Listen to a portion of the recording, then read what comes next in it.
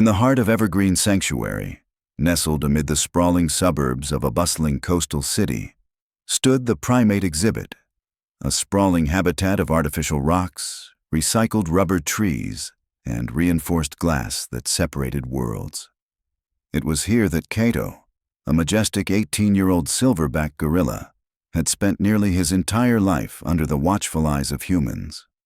Born into the shadows of the illegal wildlife trade, Kato's earliest memories were not of lush rainforests or the comforting embrace of a mother's fur, but of cold metal crates and the acrid stench of diesel fumes from smuggling ships. Seized during a midnight raid on a cargo vessel destined for shadowy collectors in Asia, Kato was just 3 months old, tiny, emaciated, his wide eyes reflecting terror rather than curiosity.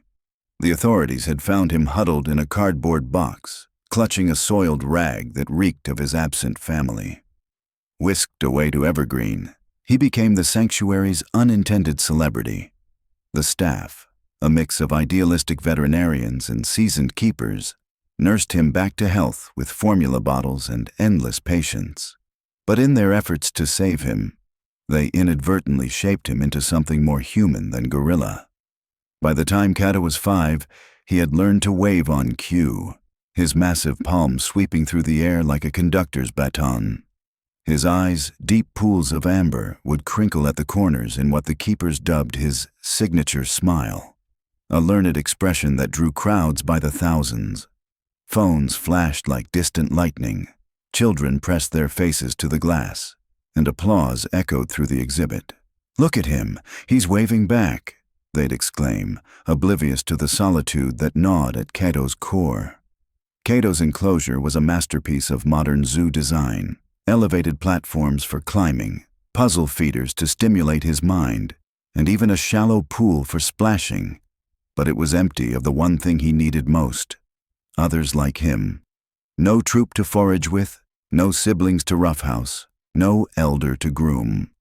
Instead, he had mirrors that reflected his own lonely form and enrichment toys that clattered hollowly against the concrete. At night, when the sanctuary fell silent, Kato would curl in the corner of his sleeping den, emitting a low, rhythmic hum, a vibration that resonated through his chest like an unspoken lament. The night shift keepers whispered about it. Instinct, some said. Grief, others murmured, though no one dared name it aloud. Among the staff, no one understood Kato better than Elena Vargas, the lead primate curator. A woman in her mid-40s with sun-weathered skin and a ponytail streaked with gray, Elena had dedicated her life to apes after losing her own family in a car accident years ago. She saw in Kato a kindred spirit, a survivor clinging to fragments of normalcy. Every morning, before the gates opened to the public, Elena would sit by the mesh door of his holding area, reading aloud from children's books, filled with illustrations of dense jungles and swinging vines. "See that, Kato? That's where your ancestors roamed," she'd say softly, her voice a gentle anchor in his routine. Kato would watch her intently, his massive head tilted, occasionally signing back simple words like more or tree with his thick fingers, a skill taught by linguists who visited in his early years. The press loved it. Headlines proclaimed him the talking gorilla of Evergreen. Documentaries featured his playful antics, and donations poured in. But Elena knew the truth. Behind the performances, Kato was unraveling. He'd stare at the painted murals of forests on his walls, pressing his face against the cool surface as if willing himself through it. "You deserve more than this," she'd whisper, her heart aching. One crisp autumn morning, as dew clung to the sanctuary's paths like forgotten tears, Elena arrived earlier than usual. The air was thick with the scent of wet earth and distant ocean salt. Kato was already awake, seated at the far end of his exhibit, his broad back to the glass. He didn't turn as she approached, his gaze fixed on the faux foliage. "Morning, big fella," Elena called through the mesh, kneeling down. Kato glanced over, raised a hand in a slow, deliberate wave. Not the exuberant one for crowds, but a quiet acknowledgement. Then he lowered it, his eyes distant. Elena leaned closer, her breath fogging the barrier. "Something's coming, Kato. Something that might change everything." Her words hung in the air, laced with hope and uncertainty. Across the country, in a rundown facility on the edge of a fading wildlife park, another gorilla stirred in the darkness. Her name was Luna, a 13-year-old female rescued from a bankrupt safari operation where she'd paced endless circles on cracked concrete, her arms wrapped around herself like a shield against the world. Luna's story was one of quiet horror. Separated from her mother during a botched transport at age 2, she'd endured years of isolation, her only companions the echoing calls of distant animals and the indifferent stares of underpaid handlers. Aggressive when provoked, withdrawn otherwise, Luna had become a problem case, too unpredictable for integration, too valuable to release. But when the park shuttered amid scandals, Evergreen's board saw an opportunity. After months of paperwork, veterinary checks, and ethical debates, the transfer was approved. Luna was on her way. That evening, as Elena patrolled the sanctuary's perimeter, she paused by Kato's enclosure. He sat with his back to the viewing glass, his reflection staring back like a ghost. Slowly, he lifted a hand, pressing it against the pane. Then came the hum, deep, resonant, echoing through the night. Elena shivered. It wasn't grief anymore. It was anticipation. The crate rumbled into Evergreen under the cover of midnight, its heavy frame bolted shut and draped in tarps to muffle any sounds. The forklift's engine growled softly as it maneuvered the load into the off-exhibit quarantine area, a sterile pen of concrete and steel, far from prying eyes. No fanfare, no reporters. Just 2 burly handlers, a veterinarian named Dr. Marcus Hale, and Elena standing in the shadows, her hands clenched at her sides. Inside the crate was Luna. She made no noise as the forklift jolted against the gate. No roar of defiance, no frantic pounding. Only silence, broken by the faint rustle of straw. Through the narrow slats, her eyes gleamed like polished onyx, watchful and void of trust. "Easy now," Elena whispered, unlocking the safety doors. The handlers slid the crate into place, then retreated. Dr. Hale, a stern man with wire-rimmed glasses and a clipboard, nodded approval. "Vitals look stable. We'll monitor for stress indicators." Across the sanctuary, Kato paced his holding den. For days, he'd been off, skipping his favorite treats of mango and yogurt, staring at the eastern walls, emitting strange vocalizations, grunts that rose like questions, huffs that carried urgency. It began the night Luna's transport was confirmed. Elena had noticed it immediately, jotting notes in her log. Uncharacteristic alertness. Possible scent detection? The other keepers dismissed it as coincidence, but Elena knew better. Gorillas had senses humans could only envy. The next morning, as the first visitors trickled in, Kato ignored the crowds. Instead of his usual wave, he positioned himself near the corridor leading to quarantine, his massive frame tense. The children called his name, tapping the glass, but he didn't budge. Elena watched from the staff observation room, her coffee growing cold. "He's sensing her," she murmured to Dr. Hale. Luna, meanwhile, huddled in her pen, curled on her side facing the wall. Her body bore the scars of neglect, cracked nails from anxious chewing, patchy fur from stress plucking. She ate sparingly, her movements deliberate and guarded. Elena decided it was time for the first step, a controlled introduction through a mesh hallway, a narrow corridor with graded views, allowing scent and sound but no physical contact. That afternoon, under overcast skies, they led Luna from her pen with bribes of fresh fruit and soothing words. She moved low to the ground, one hand gripping her flank as if expecting attack. On the other side, Kato waited, seated upright, his muscles coiled like springs. The doors slid open. Their eyes met, For an eternal moment, nothing happened. Then Kato tilted his head and emitted a low, rising grunt. A sound buried in his DNA, untaught by any human.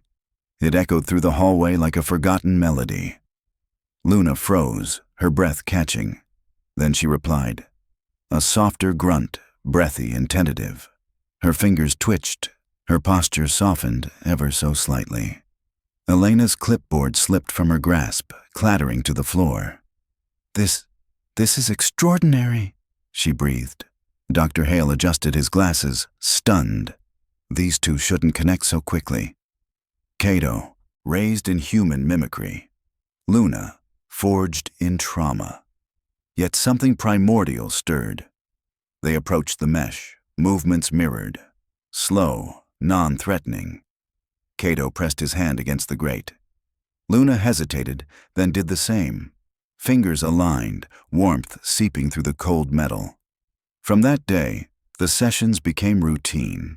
Each meeting built on the last. More vocalizations, shared gazes, subtle postures of curiosity. Kato's humming at night shifted tone, less mournful, more expectant.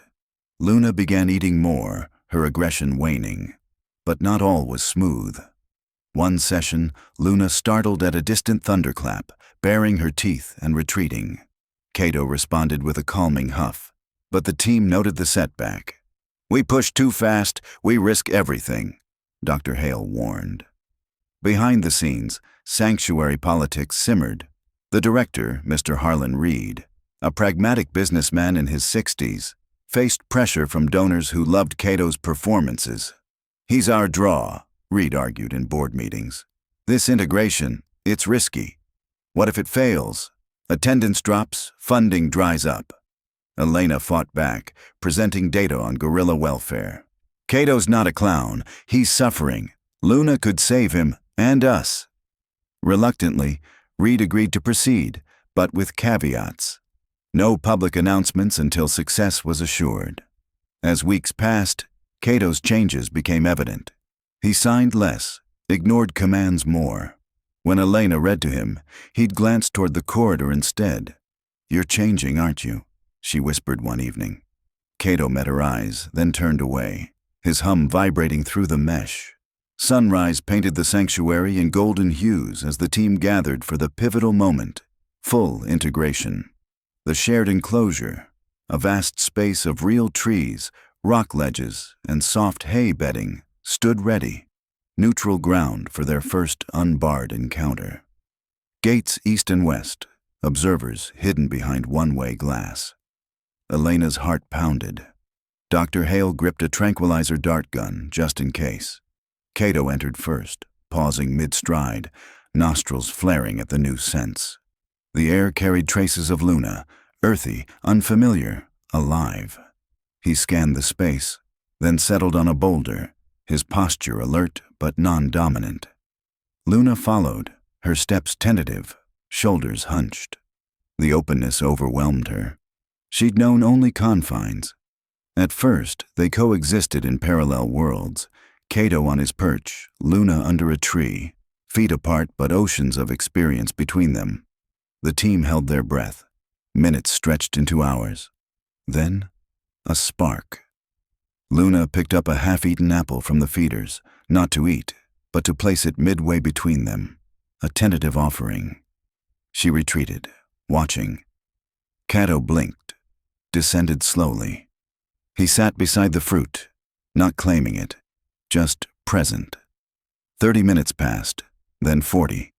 Tension eased in the observation room. No aggression, Dr. Hale noted. Emboldened, Luna approached, her gate low and open.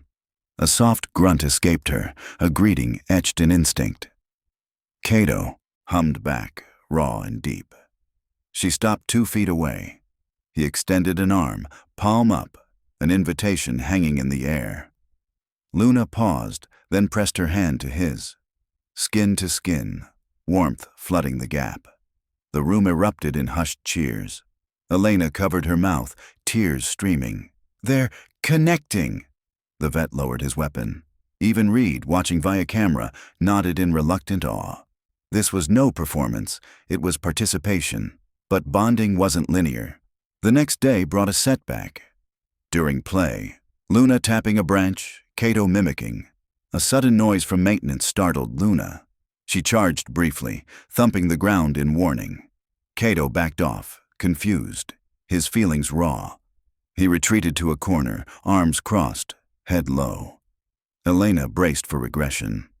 Instead, Kato vocalized, a broken echo of Luna's grunt, followed by his hum.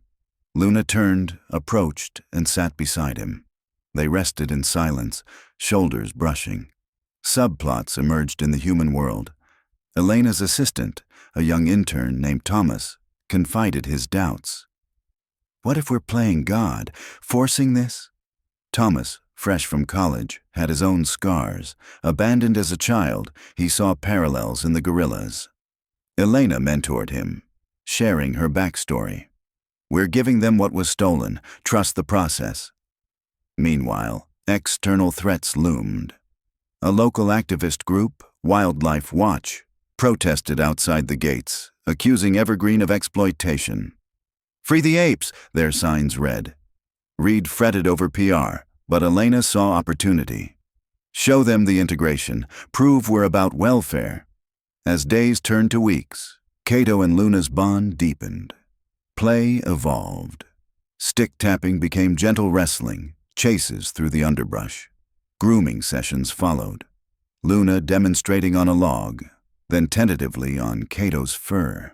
He flinched at first, then relaxed, his eyes closing in bliss. When he groomed her back, clumsy but earnest, she allowed it.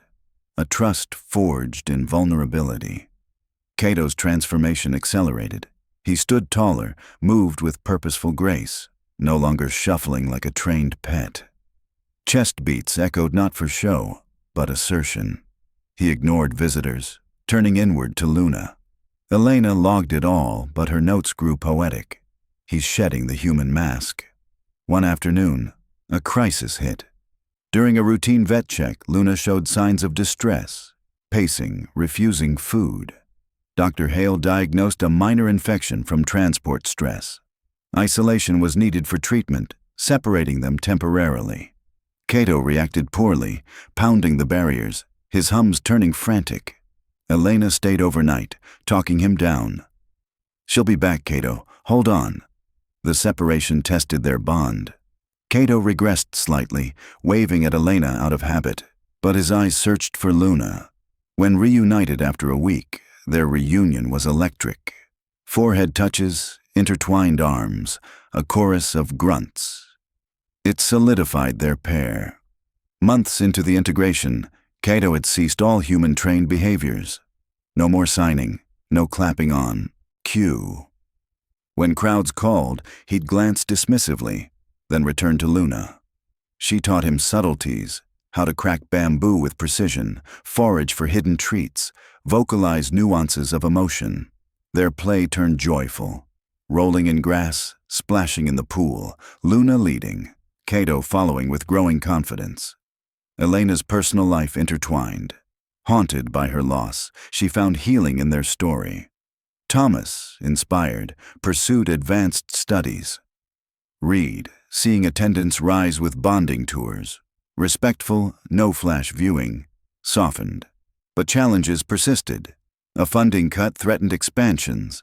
Elena rallied donors with Kato and Luna's tail.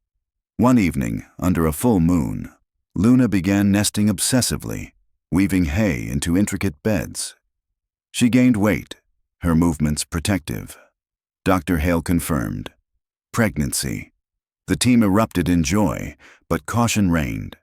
Gorilla births in captivity were rare, risks high. Kato sensed it, staying vigilant by her side, his hand often on her belly. Visitors shifted too. Whispers replaced cheers, reverence over entertainment. Signs read, "Witness a family's journey." A twist emerged. Wildlife Watch infiltrated, leaking exploitation claims. Reed panicked, but Elena countered with transparency, inviting experts for audits. They marveled.